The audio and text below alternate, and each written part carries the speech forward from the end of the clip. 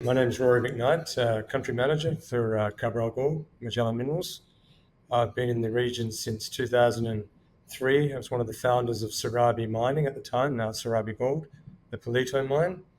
Left Serabi in 2008 after commercial production, set up our own company called Ruari Mining, which was bought out by Eurasian 4 or 5 years later, and joined the Cabral team in 2017, basically to rebuild the infrastructure. The company had been basically in hiatus for about 3 or 4 years, Magellan Minerals, and rebuild the team and rebuild all the licensing, renegotiate all the ground agreements with the stakeholders, and get the project where it is today. With all the infrastructure we currently have an advanced licensing position, and we're in the stage now ready to start the implementation of our trial mining.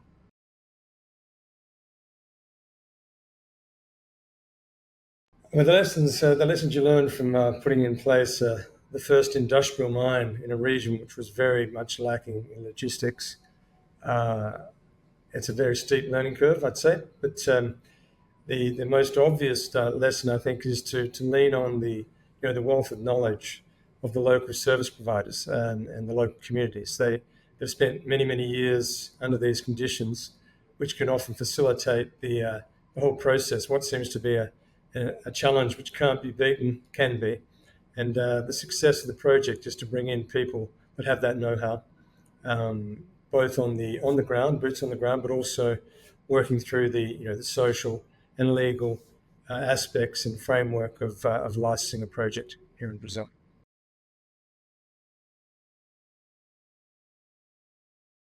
Near-term milestones for licensing. I mean, 2025 has been a pivotal year in terms of the development of the project, both on the technical side. We've just finished 2 PFS. We did a PFS in November late last year. We've done a second upgraded PFS, which recently announced to the market, which greatly improved the financial parameters of the project. And in parallel, we also achieved some key milestones in terms of licensing. The main road of access to Cuicuyu became a municipal road. So basically, it's a public road. In late 2024, we, in partnership with the local government, have licenses to do the recovery and upgrade of that road, which is underway. It's obviously a very key factor in terms of any project, and the logistics is the road access. We benefited from the fact that G Mining set up the Tocantinzinho gold project some 61 kilometers from us. So they've brought in an all-weather road, they've brought in energy, and obviously service providers as well have come in together with them. But the key milestones in terms of permitting are twofold. On the mines department, we managed to upgrade our trial mining licenses. We have 2 trial mining licenses, one on the western Central tenement and one on the eastern Moreira Gomes and Machixe tenements.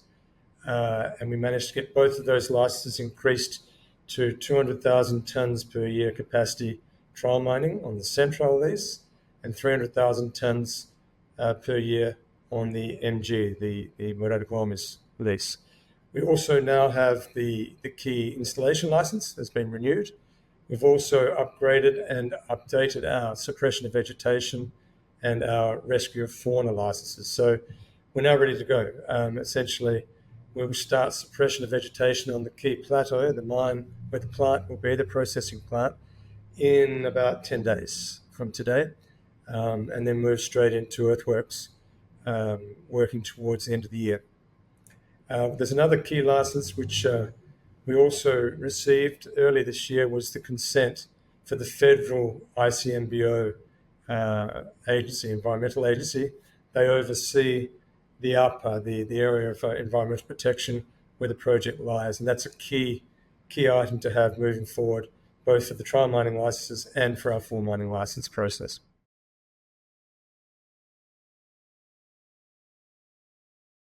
One of the benefits of having the 2 main tenements, they're actually contiguous. So you gain benefits in terms of having contiguous tenements whereby some of the licensing protocols can then actually be unified into one licensing process. Obviously, it's a large area. We've got some 17,000 hectares within those two tenements, plus another 18,000 odd hectares in the surrounding areas.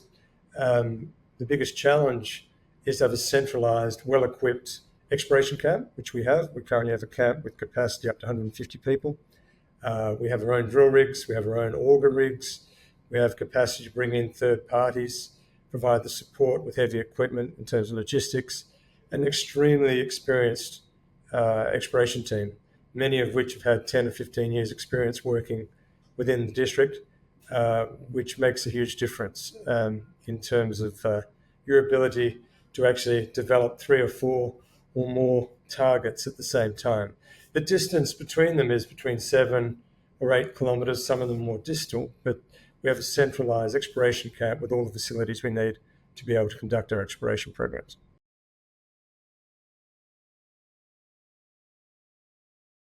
As most people are aware, licensing and permitting within South America and in Brazil in particular is it's a slow affair. It's very bureaucratic. However, there are clear guidelines of exactly what you need to do. So in terms of approaching it from a pragmatic point of view, there are 2 different ways you can actually license a project in parallel, which is what we've done. You can get what's called a trial mining license. It's called a Guia de Utilização, which we have 2 published licenses, which allows you to start the implantation and production on a smaller scale with limitations as to your production profile, which then facilitates in parallel you do your full mining license applications, which involves a 2-year background environmental study.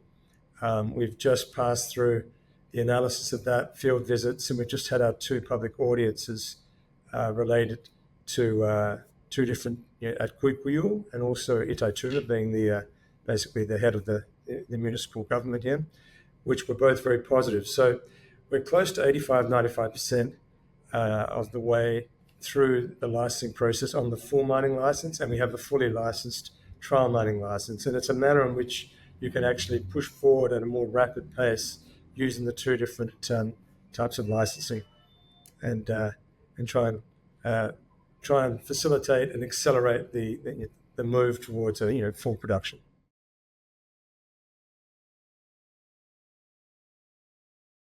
My approach to stakeholders, I think the key is you need to be available, boots on the ground. You need to be able to sit down with stakeholders on the ground, garimperos, community members, leaders. You need to also have the ability to step up through the hierarchy and work with local government, both local government and environmental agencies on a municipal level. You also need to be very proactive and active with the state environmental agencies and the state representatives for the mining department, and also have the ability to take to the next level dealing with the federal environmental and mining agencies. So I think you need to be flexible, you need to be transparent, and continuous communication with all the entities, so they're aware of where you're moving, what your targets are.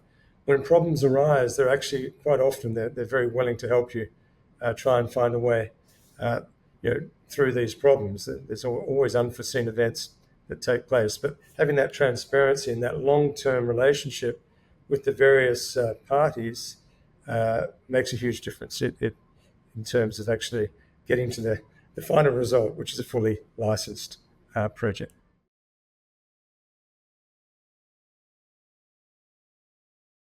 With respect to responsible mining and permitting and dealing with the social aspect, basically everything in Brazil in your license comes down to the final step, which are the public audiences. That's your social license. Now, since before my time, Magellan was very proactive. They're now called Cabral, but they're the company here in Brazil, Magellan, since 2006, developed an extremely new and dynamic way of creating a social model, how to deal with a historically active garimpero community, such as Cuicuyo. That model has survived since 2006 to today, basically, because it's a robust model which basically contemplates not just the rights of the company, but also the rights of the community members that some have been there since 1960 or 1958, even later.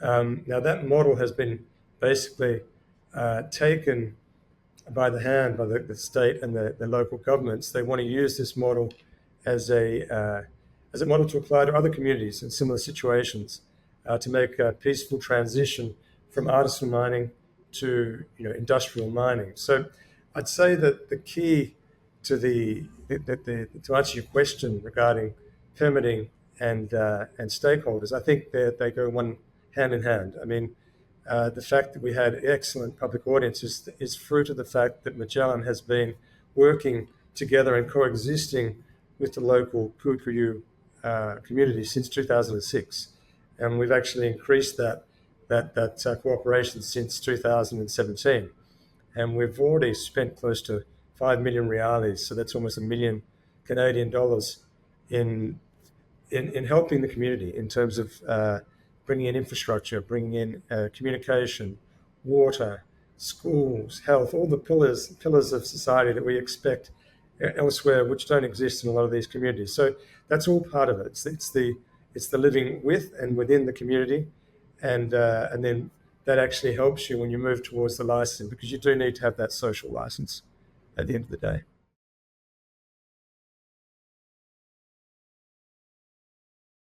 All licensing has a political element, I'd say. There have been changes more recently to try and streamline the licensing process. As I said, we're well advanced in our licensing process. So I don't think that will have a huge impact on us, but it will on other people that are coming up through the various stages we've already passed through.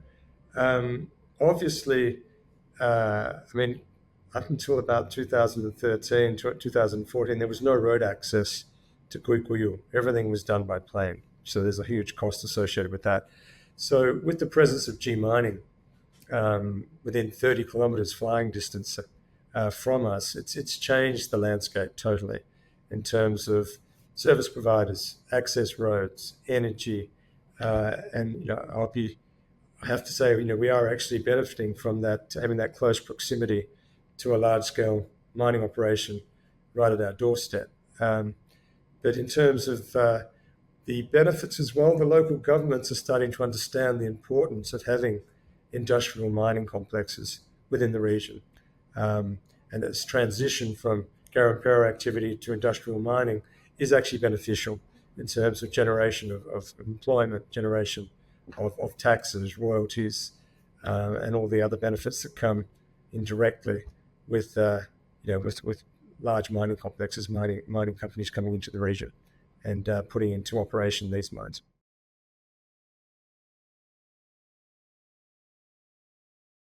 With respect to operational risks, I think obviously we always have, we're in the jungle, so weather is always a factor which you have to live with. There are many ways to mitigate that risk, which we take in very seriously when we're actually considering the implementation of any project. Weather, I think the social risks are always are imminent in a region such as the Tapajós. But we've actually gone a very long way in anticipating a lot of those problems with the very special social model. We've accommodated the local community. We've provided a place for where they can actually move to when we finally move to the full mining license, and they can continue what they're accustomed to doing, either Garampara activity or alternative economic activities. I think political risk is always a problem in South America, but in general, in Brazil, the geopolitical risk isn't. It's not like other countries. It's fairly stable. It's a safe place to invest. But in terms of opportunities, I always make this comment. I mean, if it was easy, there wouldn't be any opportunities, right? And we're in a region which has produced in excess of 30 million ounces of gold. There's only two operating mines. There's 2 mines from Serabi Gold, Coringa and Palito, and now Tocantinzinho. And therein lies the opportunity, and we have the know-how and the ability to take advantage of that. I mean, in a similar district in Canada or Australia, you'd have 50 or 60 or 70 mines operating in this region. Therein lies the opportunity. The challenges also provide opportunities.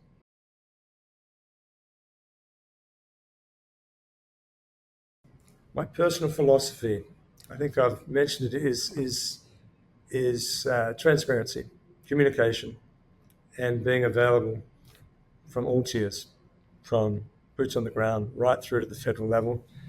You need to have that ability to navigate all the various tiers of the Brazilian permitting process. And it's very key. The key is to be able to walk down the street in a town where you have an operation and be welcomed. I mean, that is a sign of success.